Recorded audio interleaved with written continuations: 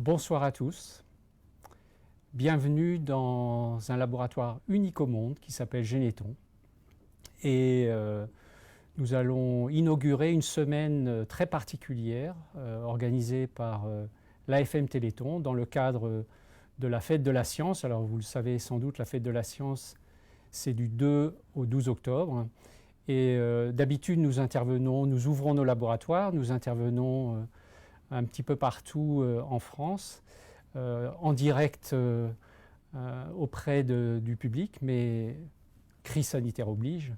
Nous avons dû changer un petit peu notre fusil d'épaule et au fond, on organise quelque chose quand même d'assez particulier qui s'appelle le Facebook Live. Alors c'est pour ce soir, le Facebook Live, 1 heure d'interaction avec vous, une présentation un petit peu scientifique, en tout cas qui va expliquer des choses très simplement d'ordre scientifique, puis la possibilité pour vous de poser des questions auxquelles j'essaierai de répondre, parce que ce n'est pas toujours possible, mais j'essaierai.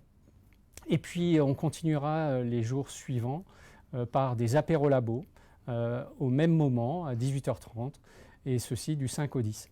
Et je dis que c'est un laboratoire un peu particulier parce qu'il a été créé par une association de malades et de parents de malades. Alors, vous avez la possibilité durant toute cette semaine de vous connecter sur le même site qui est AFM Téléthon Fête de la Science et ainsi de vous brancher sur les apérolabos où différentes thématiques vont être abordées. Ça va de comment mesurer la force, ça va de qu'est-ce qu'au fond un essai clinique, et par les temps qui courent, je crois que ce n'est pas inutile de savoir ce que c'est exactement qu'un essai clinique, en quoi il en retourne.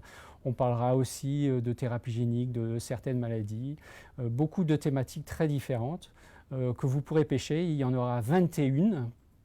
Alors évidemment, vous ne pourrez pas voir les 21 en direct puisqu'il n'y en aura qu'une plage horaire par jour, mais vous pouvez en replay récupérer les vidéos de ces présentations et ainsi suivre celles qui vous intéressent. Vous n'aurez pas de choix cornélien à faire. Et j'ai parlé d'une association de malades et de parents de malades qui s'appelle l'AFM Téléthon. Alors peut-être que certains d'entre vous ne savent pas exactement ce que c'est que l'AFM Téléthon, encore que, avec le mot Téléthon, je pense que ça aide. C'est une association qui a été créée par des malades et des parents de malades touchés par des maladies rares, en particulier des maladies neuromusculaires qui touchent les muscles. Et d'ailleurs, on aura également durant cette semaine des explications sur ce que c'est que le muscle, sur ce que sont les maladies neuromusculaires et comment les traiter, comment essayer de les traiter, quelles sont les innovations dans ce domaine. Des innovations qui nous intéressent tous parce qu'elles sont applicables à bien d'autres maladies, mais ça c'est un autre sujet qu'on abordera encore dans la semaine. Et cette association, à une époque où on ne connaissait rien de ces maladies, ni en termes de cause, ni évidemment en termes de thérapeutique, a eu cette idée complètement folle de créer le Téléthon. Et le Téléthon a démarré en 1987 et ça a changé la donne, ça a révolutionné la science, ça a révolutionné la médecine. Et je vais justement ce soir évoquer un de ces sujets qui révolutionne la science et la médecine, c'est la révolution de la thérapie génique. Et c'est ce par quoi nous allons donc commencer ce soir par une série de diapositives et de vidéos qui vont vous expliquer ce que c'est. Alors, quand même, pour rentrer dans le détail de ce que c'est que la thérapie génique, il faut déjà comprendre ce que c'est qu'une maladie génétique, parce que quand on parle de thérapie génique, on pense aux maladies génétiques, même s'il y a bien d'autres applications pour ça. Mais il faut quelques clés, des clés très simples que je vais maintenant vous présenter, qui vont vous permettre de tout comprendre, en fait, de ce qu'on va présenter tout au long de la semaine. Alors, on parle de maladie génétique. Alors, c'est quoi, au fond, une maladie génétique ? Vous entendez parler en ce moment de PCR, on va tester la présence de matériel génétique qui appartient à un virus. Nous aussi, on a un matériel génétique. On est fait de milliers de milliards de cellules qui ne se voient pas à l'œil nu, qui sont très très petites, mais elles sont tellement nombreuses que ça donne un organisme entier, un corps entier. Et dans chacune de ces milliers de milliards de cellules, il y a un filament qu'on appelle ADN, qui est une molécule chimique qui fait à elle seule plus de 2 mètres de long. Et c'est hyper pelotonné, c'est hyper compacté, et ça ne se voit pas à l'œil nu, c'est très fin ce filament, et ça ne se voit pas à l'œil nu, et c'est présent dans chacune de nos cellules. L'ADN, on le connaît aussi sous une autre forme, les chromosomes qu'on voit sur l'image de gauche. Et l'ADN, c'est en fait comme une échelle torsadée, c'est un enchaînement de 4 petites molécules de base qui sont des petites molécules chimiques et que l'on peut symboliser par des lettres A, T, G, C. Et l'enchaînement de ces petites molécules, l'enchaînement de ces lettres, forme cette échelle torsadée qui fait 2 mètres de long. Et l'enchaînement de ces lettres, c'est ce qu'on appelle le code génétique. Et chaque lettre est importante. Alors, pour illustrer un petit peu la complexité de ce qu'est notre code génétique, notre ADN, on peut prendre l'exemple d'un livre avec beaucoup de pages et avec des lettres écrites très petites, par exemple le code pénal.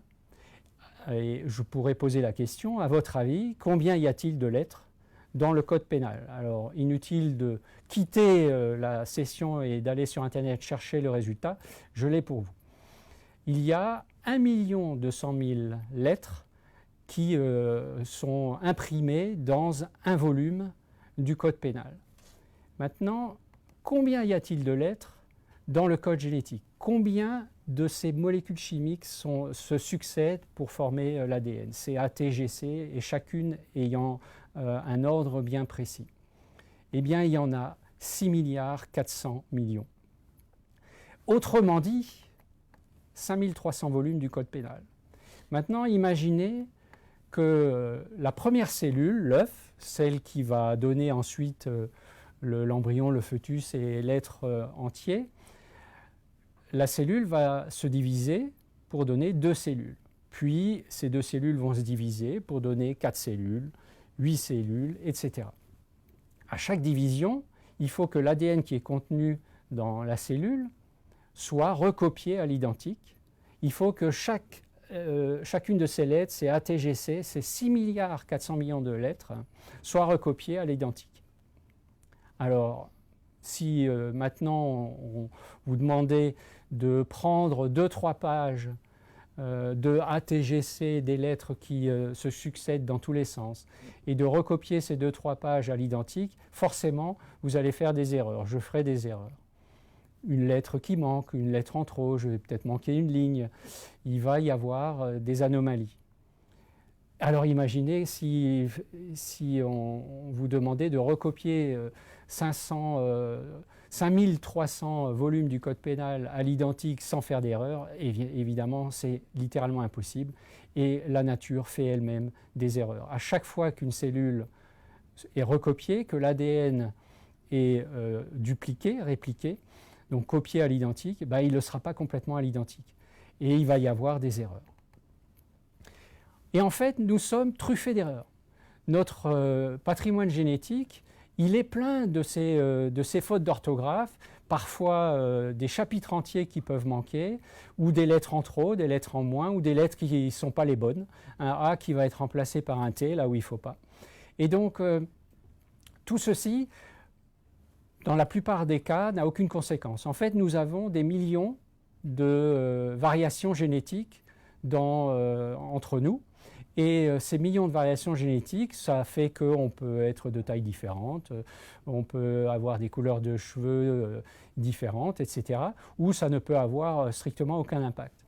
Mais de temps en temps, si la faute d'orthographe, si l'erreur, si la différence se situe dans un endroit qui est absolument clé d'un gène particulier au niveau de l'ADN, à ce moment-là, il peut y avoir une anomalie sur le plan fonctionnel. La cellule peut ne pas fonctionner normalement et ça peut conduire à une maladie.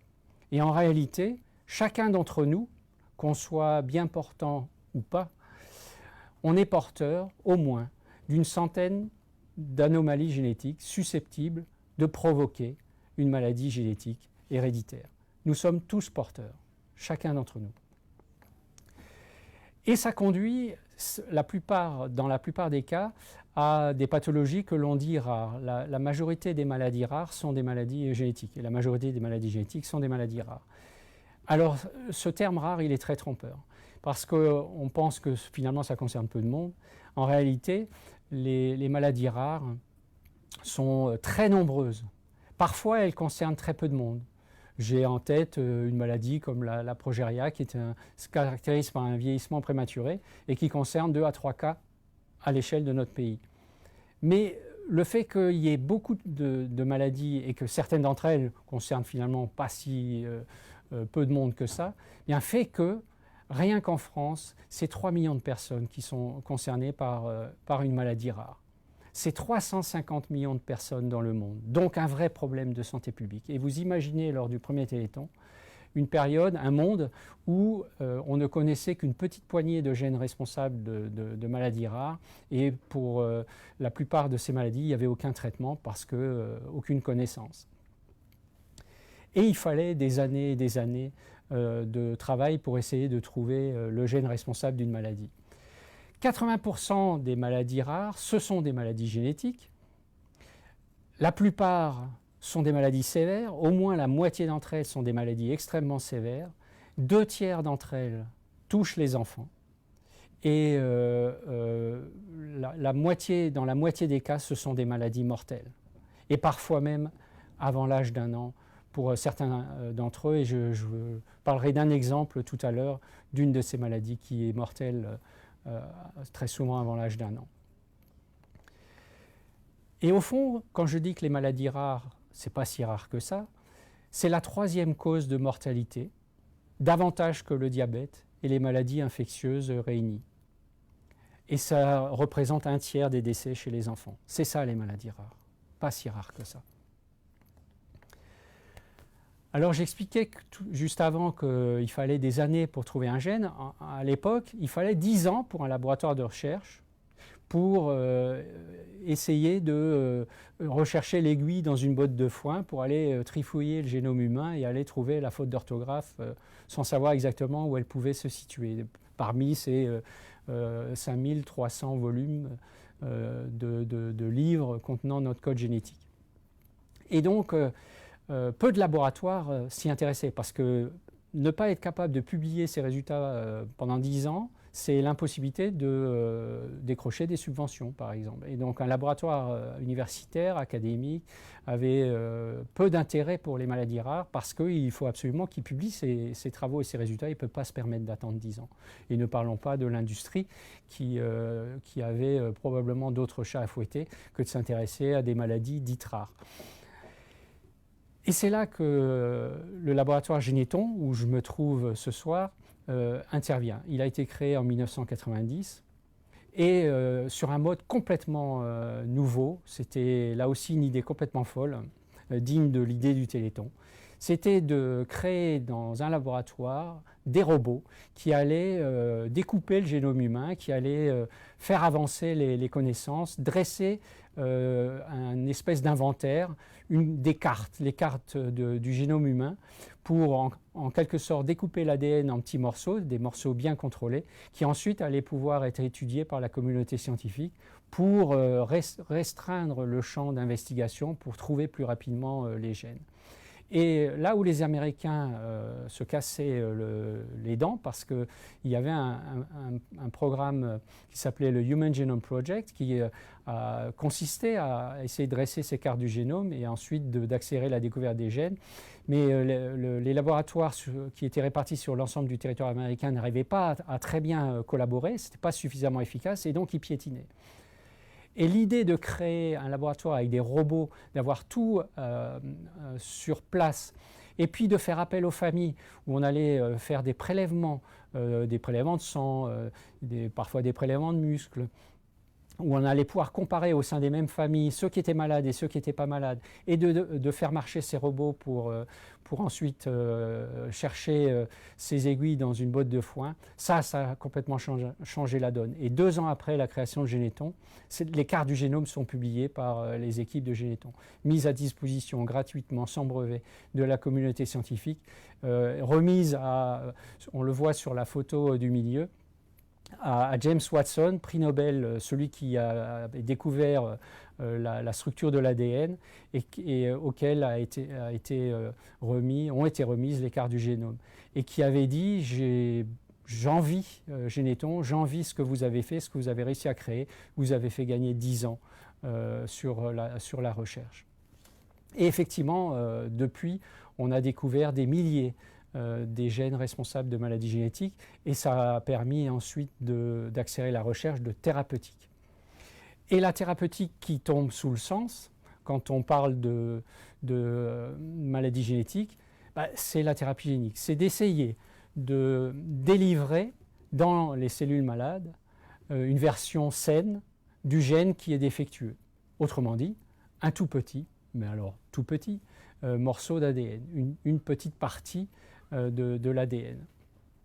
Alors le problème, c'est que pour délivrer des gènes dans les cellules, pour délivrer de l'ADN dans l'organisme, il ne suffit pas de découper le petit morceau, que d'ailleurs on ne voit pas à l'œil nu, et de se l'injecter. Ça ne marche pas, c'est dégradé tout de suite. Je prends l'exemple souvent quand j'évoque ce sujet de ce que vous avez peut-être mangé à midi ou ce que vous apprêtez à déguster ce soir, de la salade, du poulet ou du poisson. Et donc vous allez manger des cellules de la salade du poulet ou du poisson et donc les gènes de la salade, du poulet et du poisson. Mais vous ne ferez pas pour autant de chlorophylle, ni d'écailles, ni de plumes, tout simplement parce que l'ADN est dégradé. Et même si on l'injectait dans le sang, cet ADN serait dégradé. Et donc il faut le protéger. Il faut le protéger dans des enveloppes biologiques qui vont faire en sorte que lorsque on administre dans l'organisme cet ADN, il soit protégé de tous les mécanismes de défense qui consistent à découper cet ADN, donc de le protéger. Et ces enveloppes, un peu comme l'enveloppe qu'on va poster, vont aller voyager dans l'organisme et rentrer dans les organes malades et les cellules malades. Ça, c'est le principe de la thérapie génique. Et comme les chercheurs ne font que copier ce qui existe dans la nature, ils se sont inspirés de systèmes biologiques naturels qui font ce travail-là. Et c'est le cas des virus. Les virus, on en entend beaucoup parler en ce moment, les virus, ce sont des enveloppes qui contiennent du matériel génétique, le matériel génétique du virus. Le virus a besoin de parasiter les cellules pour se multiplier, pour proliférer. Et donc, il est capable de rentrer dans la cellule, de délivrer son matériel génétique, et à ce moment-là, la cellule va fabriquer tout plein de petites particules virales. Ça, c'est ce que font les virus en général. Alors, j'ai avec moi une petite boule qui fait, on va dire, 10 cm, qui symbolise un virus. Alors, en réalité, l'entité biologique réelle, elle est 1 million de fois plus petite que ce que je tiens dans la main. Le virus est hyper petit. Et à l'intérieur de cette particule virale, il y a donc le matériel génétique. Et on est capable de comprendre le fonctionnement de ces virus, de les modifier génétiquement. On va enlever les gènes qui rendent ces virus nocifs, par exemple, qui leur permettent de proliférer. On va empêcher ce virus de proliférer. Puis à la place, on va insérer le morceau d'ADN qu'on veut délivrer dans les cellules, c'est-à-dire le gène médicament. Et on va transformer ces virus en médicaments. Et la thérapie génique fourmille d'idées, et on a des systèmes biologiques qui sont très variés. Sur la photo que vous voyez à gauche, cette petite boule noire, c'est le HIV. C'est un virus de la famille des lentivirus, et figurez-vous qu'on l'utilise aujourd'hui comme médicament. Ce virus, évidemment, est modifié, et il a certaines propriétés qui le rendent intéressantes, et je vais vous montrer l'exemple juste après. Au milieu, on a un autre type de virus qu'on appelle AAV. Alors c'est vrai que parfois les chercheurs ont un peu de mal à trouver des noms un peu originaux. Donc, c'est un tout petit virus qui ne provoque aucune maladie chez l'homme et qui a, lui, d'autres propriétés par rapport au HIV. Il est capable notamment de voyager partout dans l'organisme et d'aller un petit peu dans tous les tissus, contrairement au HIV qui va plutôt dans les cellules du sang. Et puis à droite, on a des systèmes un peu synthétiques. C'est de l'ADN de bactéries que vous voyez, cette espèce de collier là, en fait, c'est de l'ADN de bactéries. Et cet ADN, on peut aussi le modifier, le protéger dans des espèces de liposomes. On va créer des particules synthétiques que l'on peut injecter dans les tissus.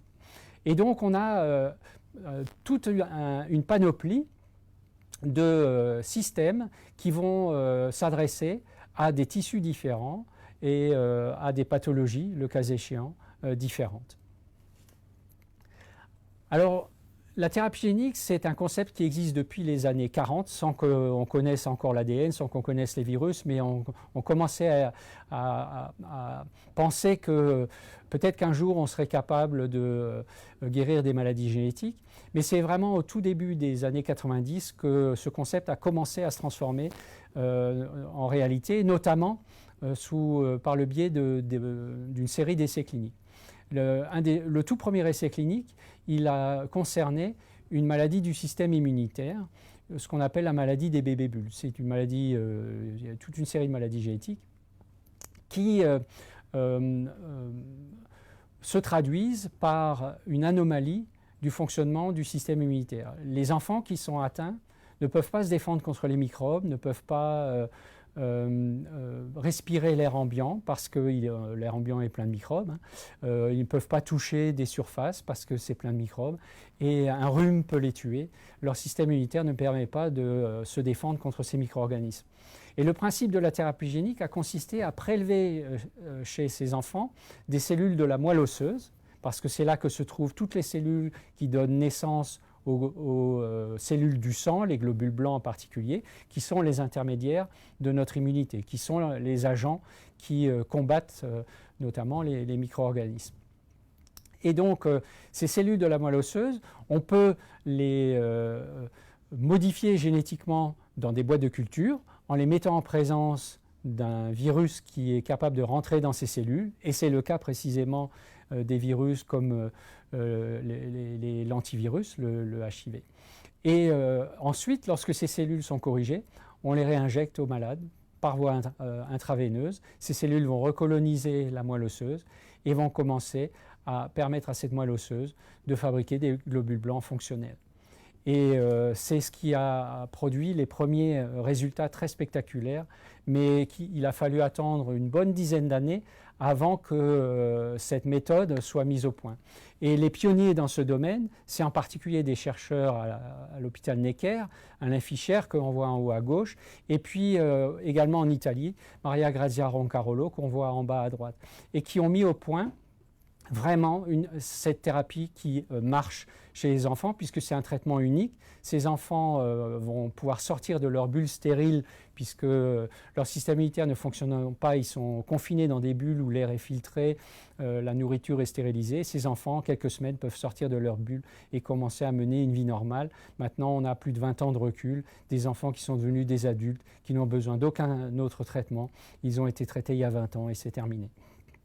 Et cette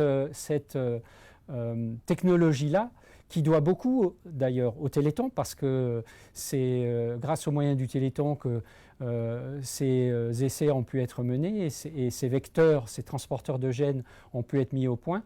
Eh bien, non seulement on peut traiter des maladies du système immunitaire, mais d'autres maladies du sang, comme la bêta-thalassémie ou la drépanocytose qui touchent les globules rouges, et même certaines maladies du cerveau, comme l'adrénoleucodystrophie, où on peut stopper l'évolution de la maladie. C'est ce que vous voyez sur la droite. Sur la droite, vous avez une série de coupes de cerveau en imagerie, en fait, où on voit la maladie s'étendre. Ça devient de plus en plus blanc au fur et à mesure du temps. C'est un suivi ici sur 2 ans. Et la thérapie génique, elle stoppe, et c'est la colonne, c'est les 4 imageries sur la gauche qui montrent qu'on peut stopper l'évolution de la maladie. Le cerveau tient le coup et ne se dégrade pas. Et c'est par la même méthode, parce que là, en l'occurrence, ce défaut dans cette maladie, ce sont des cellules qui viennent du sang, qui colonisent le cerveau, qui sont des cellules nourricières pour les neurones, et ces cellules ne fonctionnent pas suffisamment bien. Et on voit que, partant d'une maladie qui est très confidentiel, hein, qui concerne relativement peu de monde, c'est quelques centaines à quelques milliers de personnes en France par exemple, eh bien on peut ouvrir le champ à beaucoup de maladies. Et cette même technologie-là, elle est aujourd'hui utilisée pour traiter certains cancers, des leucémies, des lymphomes. C'est ce qu'on appelle les cellules CAR-T, pour ceux qui ont entendu parler de ça, et qui sont en fait des cellules du sang qui sont modifiées génétiquement par thérapie génique grâce à ces méthodes qui ont été au départ mises au point pour les bébés bulles. Après, il y a eu une deuxième vague. Alors, rien à voir avec la deuxième vague dont on vous parle beaucoup en ce moment, mais c'est la deuxième vague d'essais cliniques où là, on a commencé à se permettre de non pas prélever des cellules chez les malades, de les modifier en culture, puis après les réinjecter. Là, on peut se permettre d'injecter directement le vecteur, le produit de thérapie génique, dans l'organe, dans un organe précis. Et c'est le cas, par exemple, de l'œil. Là, on a une maladie qui s'appelle l'amorose congénitale de Leber. C'est une maladie génétique qui se caractérise par la perte de la vue en général avant l'âge de 20 ans. Il existe aujourd'hui des transporteurs de gènes qui, lorsqu'on les injecte dans l'œil, là en l'occurrence c'est sous la rétine qu'on injecte parce que c'est une maladie qui touche la rétine, eh bien vont rester là très longtemps, peut-être à vie, et vont permettre d'exprimer, de fabriquer la protéine manquante qui est le produit du gène et qui est responsable dont l'absence est responsable de la maladie. Et ça a donné des résultats qui ont d'abord été montrés ici par une équipe nantaise chez le chien. Il y a des chiens briards qui développent spontanément cette maladie. Beaucoup de chiens briards perdent la vue et du fait d'un défaut génétique dans le même gène que le gène humain. Et ces chiens peuvent être traités par thérapie génique, par des méthodes qu'on utilise classiquement d'ailleurs d'injection dans l'œil en clinique humaine. Sous anesthésie bien entendu, et le vecteur est injecté sous la rétine et quelques semaines après, ces chiens qui ne voyaient pas sont capables de se déplacer, de contourner des obstacles et de voir tout simplement. Évidemment ça c'est chez le chien, et qu'est-ce que ça donne chez l'homme? Eh bien ça a été ensuite testé chez des humains, chez des enfants atteints de cette maladie. Vous avez ici en haut un enfant qui a été traité au niveau de l'œil gauche. Il porte une paire de lunettes et le verre à gauche est masqué par un cache, donc il ne voit pas.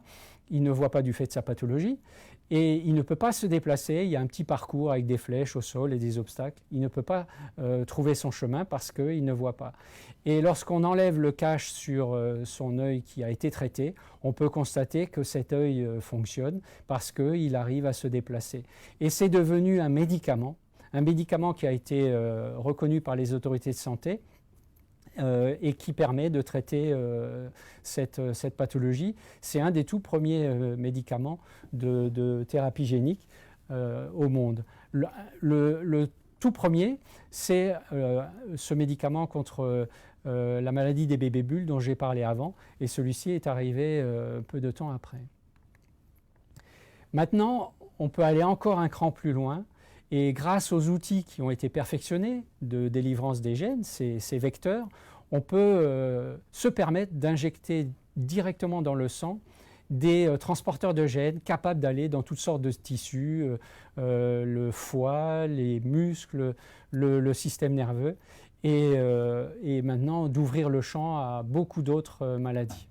Et je vais parler d'une maladie plus particulièrement, qui est l'amyotrophie spinale infantile, qu'on appelle aussi SMA. C'est une maladie qui n'est pas si rare que ça. Il y a à peu près 25 000 personnes en Europe et 25 000 personnes aux États-Unis, pour donner à peu près l'ordre de grandeur, qui sont concernées par cette maladie.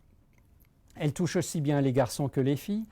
Et ce qui est aussi frappant de constater, c'est qu'une personne sur 50 est porteuse.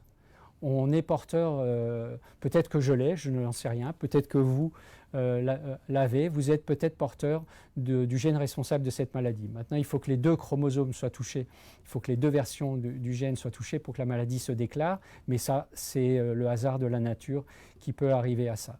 Et cette maladie, elle est extrêmement grave, dans 50% des cas, elle est mortelle avant l'âge d'1 an. Elle touche les neurones de la moelle épinière. C'est le schéma qu'on voit ici. Ces neurones émettent des prolongements, les nerfs, qui vont aller innerver les muscles et qui commandent la contraction musculaire. Et donc, lorsque ces neurones dégénèrent, ben, la commande est inopérante, les muscles sont là, mais ils ne peuvent pas se contracter parce qu'ils ne reçoivent pas l'information pour se contracter. Et lorsqu'il s'agit de muscles des jambes, des bras, on imagine les conséquences.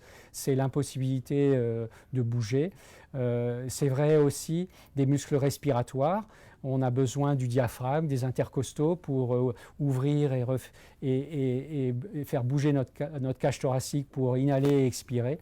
Eh bien, ces muscles ne fonctionnent pas non plus. Ce sont des enfants qui ne peuvent pas s'asseoir, qui ne peuvent pas dresser leur tête, qui ne peuvent pas marcher, qui ne peuvent pas respirer par eux-mêmes et qui décèdent souvent de complications respiratoires. Alors, je vais lancer une petite vidéo qui retrace l'histoire très raccourcie de la thérapie génique de cette maladie. En l'occurrence, cette thérapie génique, elle a été inventée ici à Généton au milieu des années 2000. En 2007, l'équipe de Martine Barkatz à Généton. Et c'est un programme qui a ensuite été repris par une biotech américaine qui a levé beaucoup d'argent aux États-Unis parce que ça coûte très très cher de réaliser des essais cliniques et de développer ce type de médicaments. C'est des centaines de millions qu'il a fallu lever. Et ils ont réalisé des essais cliniques. Et je vais laisser témoigner une famille, les parents d'Evelyne. Evelyne est une enfant qui a été traitée par thérapie génique, mais c'est la petite sœur d'une enfant qui malheureusement est décédée de cette maladie parce que la myotrophie spinale est mortelle avant l'âge d'1 an. Et je vous laisse regarder et écouter cette vidéo. Spinal muscular atrophy, or SMA type 1, is the leading genetic cause of death for infants today.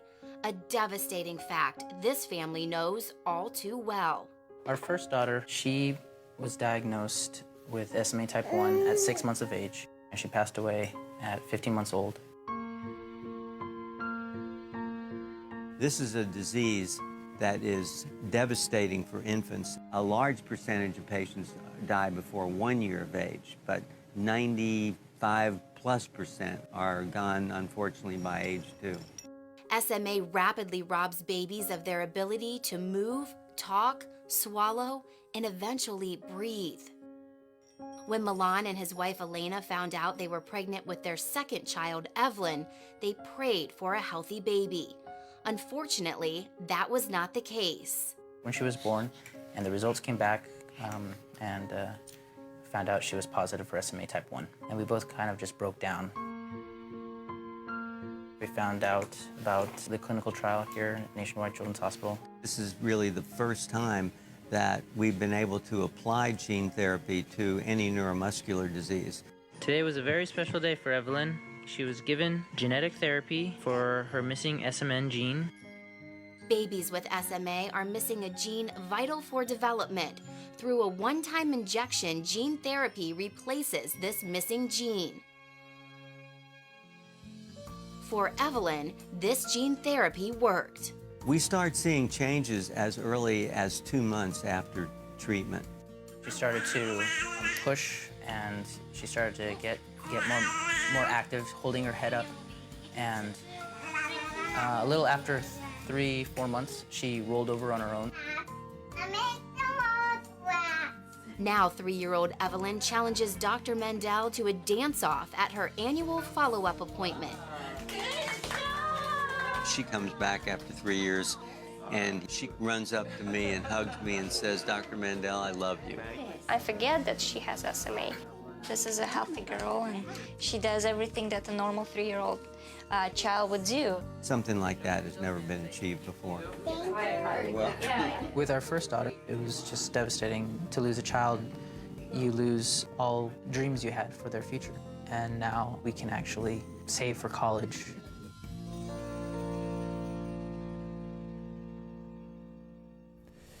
Je pense que ces images se passent de commentaires. Certes, ça se passe aux États-Unis et pourtant, c'est des recherches qui ont démarré ici, dans cet extraordinaire laboratoire qu'est Généton et auquel on doit ces grandes avancées. En fait, c'est à vous qu'on les doit, puisque sans le Téléthon, tout ça n'existerait pas. Alors, la thérapie génique, aujourd'hui, là, vous avez chaque cas, ça représente un médicament qui est aujourd'hui enregistré aux États-Unis ou en Europe et qui est un médicament de thérapie génique. Aujourd'hui, il y a 11 médicaments de thérapie génique qui sont reconnus par les agences de santé et ça n'est que le début. Ça a mis 30 ans pour arriver jusque-là. Le tout premier date de 2015 et 5 ans après, il y en a 11 et on anticipe que dans les 2 ans, il y en aura peut-être une vingtaine de plus, donc c'est en train véritablement de s'accélérer.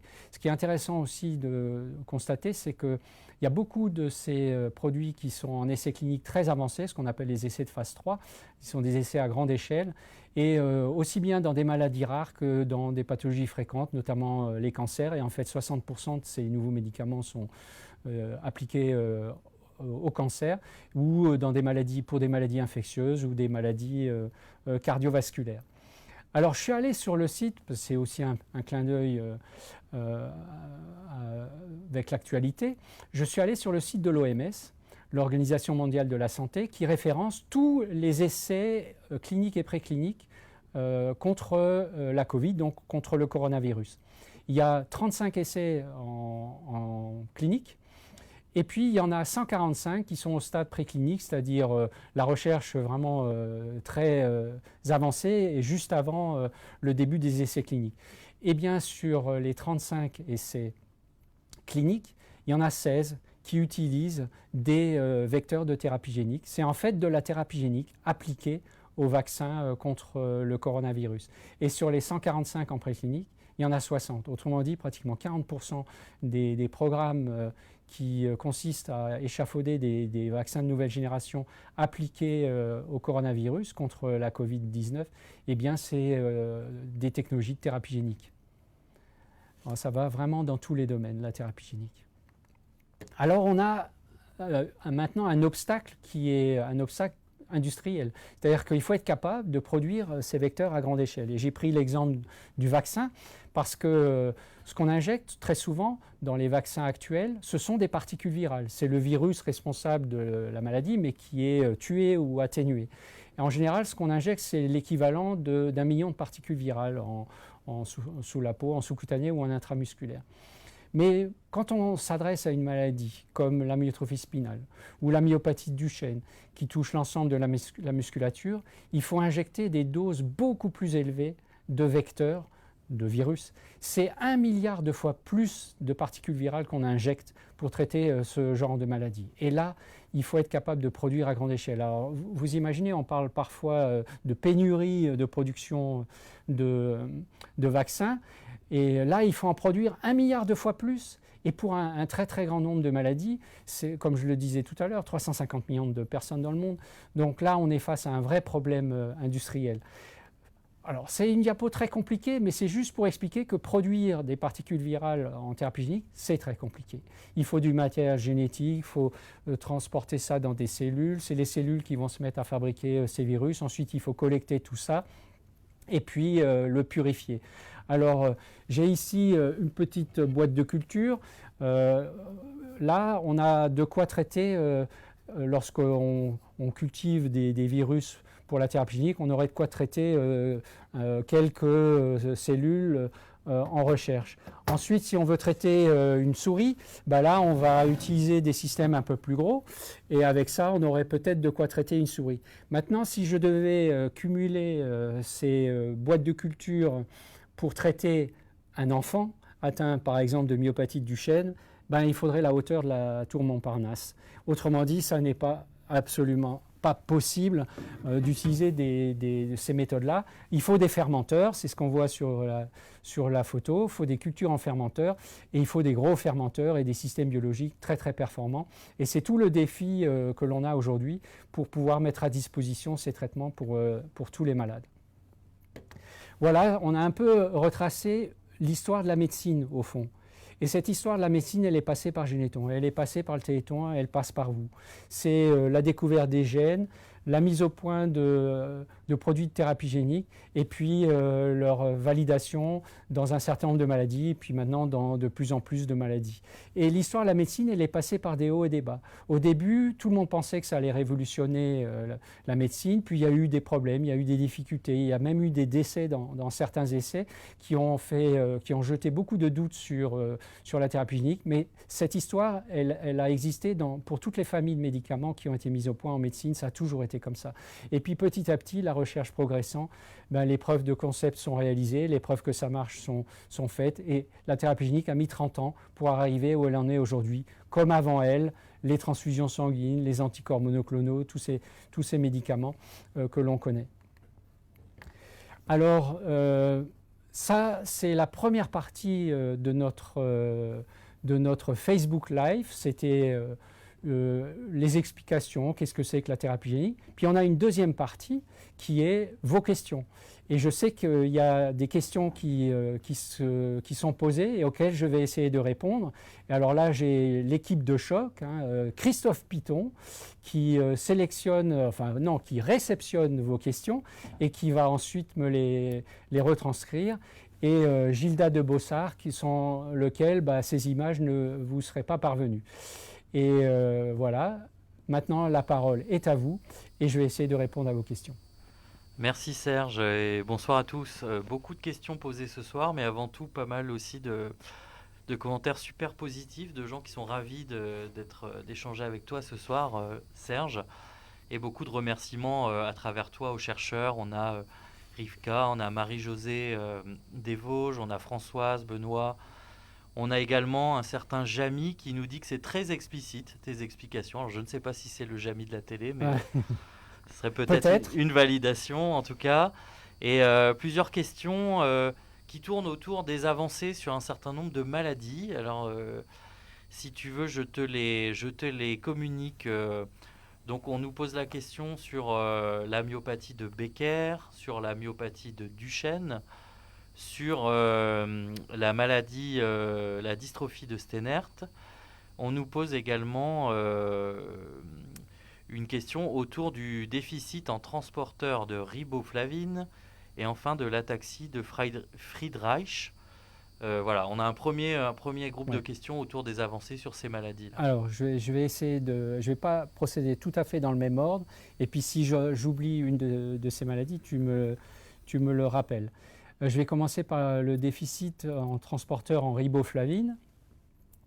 En fait, c'est une maladie rare aussi, qui s'appelle la maladie de Fazio-Londé et qui touche aussi les neurones de la moelle épinière. C'est une maladie extrêmement sévère où là aussi, malheureusement, les enfants ont quelques mois ou quelques années à vivre selon la forme. C'est une maladie extrêmement dure.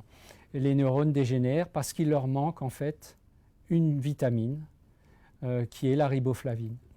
Et cette vitamine, elle est apportée par l'alimentation, mais il faut qu'elle rentre dans les cellules. Et pour qu'elle rentre dans les cellules, elle a besoin d'un transporteur qui se trouve à la surface des cellules, le transporteur de la riboflavine. Et le défaut génétique réside dans le gène qui permet à la cellule de fabriquer le transporteur qui permet de capter la riboflavine. Mais c'est en découvrant le gène que l'on a pu tout de suite mettre en place une thérapie. Et ça, ce n'est pas de la thérapie génique. Parfois, la recherche permet très vite, lorsqu'on comprend la maladie, d'imaginer le traitement. Et il s'agit d'administrer des doses plus élevées que ce qu'apporte l'alimentation en riboflavine. Et ainsi, même si le transporteur ne marche pas bien, il y aura suffisamment de riboflavine qui va rentrer dans les cellules, et c'est notamment les neurones qui sont très sensibles à ça. Eh bien, il y aura suffisamment de riboflavine qui va rentrer dans les cellules pour que ces neurones puissent fonctionner. Et c'est ainsi qu'on peut sauver les enfants, par un régime riche en riboflavine, aussi simple que ça. Mais dans les autres cas, et on va aller sur la myopathie de Duchenne et la myopathie de Becker, qui sont en fait des maladies qui touchent l'ensemble des muscles et aussi le cœur d'ailleurs, là, c'est beaucoup plus compliqué. Et la thérapie génique, c'est vraiment une option de choix pour s'adresser à ces maladies.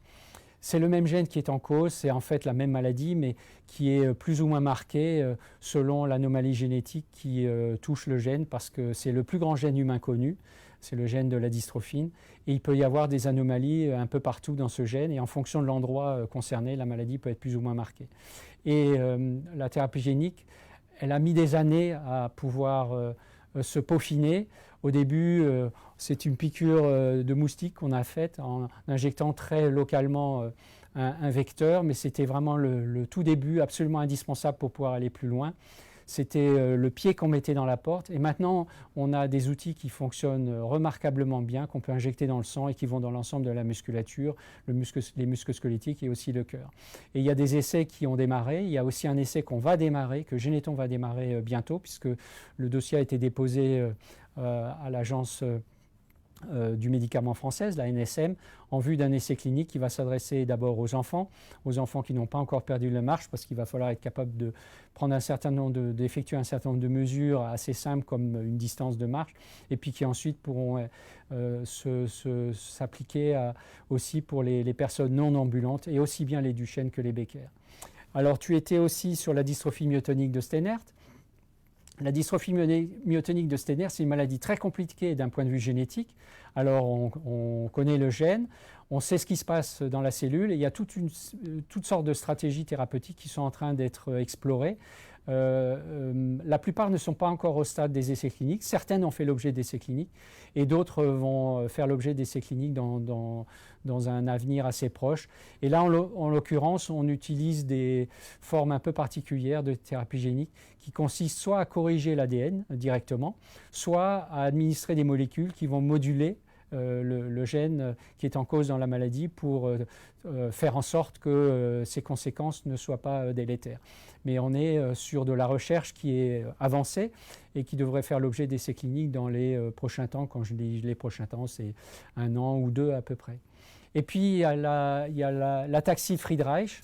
L'ataxie de Friedreich, qui est une maladie aussi extrêmement sévère, fait l'objet d'essais cliniques, y compris en thérapie génique, et notamment visant le cœur, parce qu'il est très touché dans cette maladie, mais avec des outils qu'on maîtrise aujourd'hui, qui sont ceux qui ont fait leur preuve dans l'amyotrophie spinale infantile et qui sont devenus des médicaments. Donc on peut avoir un espoir raisonnable de penser qu'on arrivera à des résultats probants dans l'ataxie Friedreich dans un avenir assez proche. Je crois que je n'ai pas oublié. J'ai rien oublié. Mais je crois que tu as évoqué effectivement toutes ces questions autour des avancées des traitements, et on mettra aussi dans les commentaires de la page Facebook les liens directement sur les avancées de la recherche qui sont publiés sur notre site internet afm-téléthon.fr avec les avancées de la recherche qui sont régulièrement mises à jour et publiées sur notre site. Et n'hésitez pas à poster vos questions sur les commentaires. Et puis de toute façon, même si le temps ne nous permettra pas nécessairement de répondre à toutes les questions, on se débrouillera pour que vous trouviez les réponses sur le site. Tout à fait. Alors on a une autre question aussi qui fait suite aux images qu'on a vues tout à l'heure des chiens qui ont été traités par thérapie génique, et on nous demande pourquoi on a encore besoin des animaux dans ce type de recherche. Alors c'est assez simple. La réponse, elle est assez simple. Si on savait tout la biologie, on n'aurait pas besoin d'organismes entiers. Mais la biologie, c'est d'une complexité faramineuse. Je ne sais pas, moi. Peut-être qu'on sait 1/1000 et même si je disais 1/1000, de toute façon, je suis loin du compte. On n'a levé le voile que de toute petite partie de l'extraordinaire complexité de la vie. Et reproduire de manière synthétique ces mécanismes-là supposerait qu'on sait tout de la biologie. Et évidemment, on ne sait pas tout de la biologie. Et tant qu'on ne sait pas tout de la biologie, déjà si on savait tout de la biologie, il n'y aurait plus besoin de faire de recherche, on aurait les traitements pour tout, et évidemment, ça n'est pas le cas. Et donc, avant de pouvoir administrer quoi que ce soit à un être humain, et ça c'est une règle qui s'impose à l'échelle internationale, qui est issue d'ailleurs de recommandations et même de règles qui sont inscrites dans le marbre à la suite, après la Deuxième Guerre mondiale, du procès de Nuremberg, des médecins nazis de Nuremberg qui se permettaient de faire des expériences sur des êtres humains. Avant d'injecter quoi que ce soit à un être humain, on doit avoir démontré, avoir recherché tous les bénéfices possibles de ces thérapeutiques et éventuellement leurs effets secondaires, parce que rien n'est sans danger, d'abord sur des espèces animales. Alors, le plus souvent, les animaux qui sont concernés sont des souris, mais il y a plein d'autres espèces animales, y compris des petits vers de terre qu'on utilise aussi pour modéliser certaines maladies. Mais on est quand même loin de l'être humain.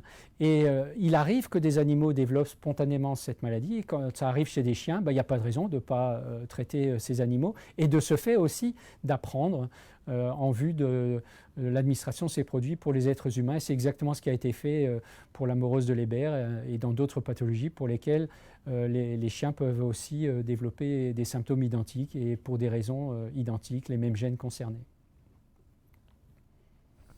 Merci, c'est très clair. Alors, on a une autre question. Combien coûte un traitement de thérapie génique pour un patient? Alors, c'est très, très variable. Vous allez voir que les produits qui vont arriver pour les vaccins contre le Covid et ceux qui utilisent les techniques de thérapie génique, ça va coûter peut-être quelques euros, quelques dizaines d'euros tout au plus. Mais les doses qu'on administre sont très, très faibles. Les produits qui sont actuellement enregistrés, on appelle ça d'ailleurs, qui sont arrivés sur le marché, c'est les autorisations de mise sur le marché, c'est les termes consacrés. Ces produits-là sont extrêmement chers aujourd'hui. Ils sont extrêmement chers, ça va de quelques centaines de milliers d'euros à jusqu'à 2 millions d'euros la dose. Et c'est souvent, fort heureusement, une dose unique qui est administrée. Donc c'est un traitement une fois pour toutes. Et même s'il y a des médicaments aujourd'hui qui ne sont pas de thérapie génique, mais qui sont des traitements à vie, qui peuvent parfois coûter sur une vie bien plus que ça, malgré tout, ces prix sont absolument... non, enfin c'est hors de proportion, et si on devait utiliser ça pour tous les humains à l'échelle mondiale, on n'arriverait évidemment pas à se les payer, c'est impossible. Et les raisons pour ça, elles sont diverses. Parmi ces raisons, il y a le coût de la recherche qui est très élevé, notamment des recherches complexes, compliquées, de plus en plus coûteuses, les essais cliniques qui coûtent très cher. Et d'ailleurs, on aura certainement sur les 21 apérolabos, il y a la thématique essais cliniques et des aspects coûts qui seront évoqués également.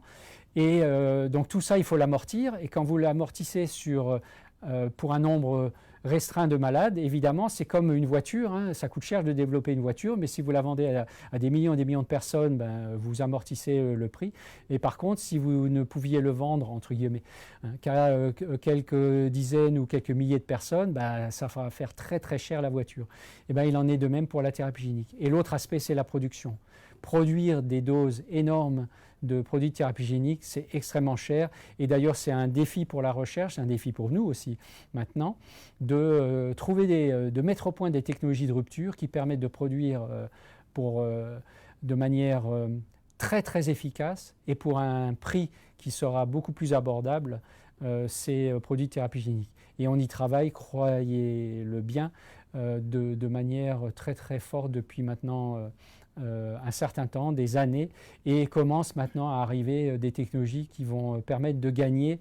On a gagné un facteur 10, on a gagné presque un facteur 100, il faut encore gagner un facteur 100, voire 1000 pour pouvoir arriver à nos fins. Mais c'est juste une histoire de temps. Ça, c'est la force de la recherche. On finit par y arriver. Alors, merci également Serge pour cette réponse. Alors, on a encore quelques questions qui concernent les avancées sur quelques autres pathologies qui n'avaient pas été évoquées tout à l'heure. Peut-être une réponse rapide, et puis dans les commentaires, on mettra les liens vers le site afm-téléthon.fr. On nous pose la question des avancées sur la maladie de Charcot-Marie-Tooth, sur la dystrophie musculaire d'Ulrich, myopathie des ceintures. Et puis on a une autre question. Est-ce que tu peux nous parler du Translarna pour la myopathie de Duchenne? Oui. Alors je vais peut-être le faire dans l'ordre. C'était quoi le premier? Non, Maladie de je Charcot-Marie-Tooth. plaisante. Donc la maladie Charcot-Marie-Tooth, alors là, en fait, on dit la maladie, mais en fait, il y en a beaucoup. Il y a beaucoup de formes différentes et c'est tout simplement parce qu'il y a beaucoup de gènes différents qui sont impliqués. Il y en a peut-être une centaine et on ne les connaît pas encore tous d'ailleurs. Et qui produisent des formes différentes de cette maladie qui touchent là aussi les neurones de la moelle épinière, alors soit le neurone lui-même, soit son prolongement, mais qui ont toute une origine héréditaire. Et donc là, c'est pareil. Maintenant, avec les outils dont on dispose, on doit pouvoir arriver à délivrer la version saine du gène pour suppléer le gène déficient dans ces neurones. Mais il y a aussi d'autres recherches qui utilisent des molécules qui s'adressent à des mécanismes qui sont les conséquences du défaut génétique. Donc là, on ne s'adresse pas nécessairement au défaut génétique, mais aux conséquences de ce défaut génétique. Et pour empêcher ces conséquences, donc on s'adresse aux mécanismes qui se passent à l'intérieur de la cellule pour assurer la survie des neurones. Donc ça, là aussi, il y a quelques molécules candidates qui sont maintenant au stade des essais cliniques dans certaines formes de Charcot-Marie-Tooth. Je pense en particulier la CMT1A, qui est la forme la plus fréquente de Charcot-Marie-Tooth. Alors après, on avait les myopathies des ceintures et puis aussi la myopathie d'Ullrich. Alors myopathie d'Ullrich, là aussi, il y a une molécule candidate, enfin il y en a, j'en connais au moins deux, qui se rapprochent soit de la clinique, soit déjà vraiment en développement. Pareil, on s'adresse plutôt à la conséquence qu'à la cause proprement dite, mais voilà, il y a des recherches qui avancent aussi dans cette maladie, qui est une maladie qui est plus rare parmi les myopathies, mais qui n'est pas si rare que ça non plus. Et puis, mais de toute façon, rare ou pas rare, il faut absolument s'intéresser à ces pathologies. Et puis, il y a les myopathies des ceintures. Alors, c'est un peu comme Charcot-Marie-Tooth. C'est tout un ensemble de maladies différentes, dues à des défauts dans des gènes différents, mais qui touchent les muscles précisément, et certains muscles plutôt que d'autres. Ce qui est aussi intéressant d'un point de vue conceptuel, c'est pourquoi certains muscles sont plus touchés que d'autres. Donc la recherche aussi s'intéresse à ça. Mais très clairement, ces myopathies-là, c'est la prochaine salve d'essais cliniques que l'on voit dans les maladies neuromusculaires. Après la myotrophie spinale, après la myopathie de Duchenne, et Becker, et c'est les myopathies des ceintures qui vont être visées. À Généton, il y a plusieurs programmes qui sont très avancés, avec un essai qui se profile pour l'année prochaine dans une forme de myopathie des ceintures, un essai l'année suivante, et puis toute une série d'essais ensuite. Et il y a aussi pas mal d'équipes à l'échelle internationale qui planchent sur des thérapies, notamment des thérapies géniques de ces maladies. Alors il y avait encore une question, non, je ne sais plus, je ne sais plus. Mais tu vas me le dire. Est-ce que tu peux nous parler du Translarna voilà, pour la le myopathie Translarna de Duchenne? Alors ça, c'est le nom d'un médicament. Bon. C'est une forme un peu particulière de thérapie génique. Ce n'est pas vraiment de la thérapie génique. Ce n'est pas ce que je vous ai décrit avant. Venir avec un transporteur, un vecteur qui va délivrer de l'ADN dans les cellules. C'est un médicament qui a été développé pour la myopathie de Duchenne et pour certaines mutations qu'on appelle les mutations stop. C'est à peu près 10% des malades. Mais potentiellement d'autres maladies qui sont concernées par ce type de mutation, des mutations stop, je ne rentre pas dans les détails. D'autres maladies, c'est 10% des malades atteints de maladies génétiques en général qui sont concernés par ce type de mutation. C'est une molécule qui a été issue d'un criblage à haut débit, c'est-à-dire des évaluations de beaucoup de molécules sur des modèles cellulaires, sur des modèles in vitro d'abord, et qui consiste c'est un peu une molécule qui fait un peu l'effet d'un patch à l'échelle de la cellule et qui va contrecarrer la mutation stop. C'est un peu comme un patch de la mutation stop. Je suis désolé parce que les scientifiques qui m'écoutent, ils doivent sauter au plafond quand je dis ça, mais pour expliquer ça à des non-scientifiques, j'ai pas beaucoup de vocabulaire simple pour expliquer ça. Mais grosso modo, c'est faire en sorte que cette mutation qui fait que le gène s'interrompt prématurément et ne va pas permettre de fabriquer la protéine entière, mais juste une petite partie de la protéine qui ne marchera pas. Grâce à cette molécule, le gène ne s'interrompt pas et on va aller jusqu'au bout de la lecture de ce gène et la fabrication de la protéine en entier. Et c'est ce qui a été développé pour la myopathie de Duchenne.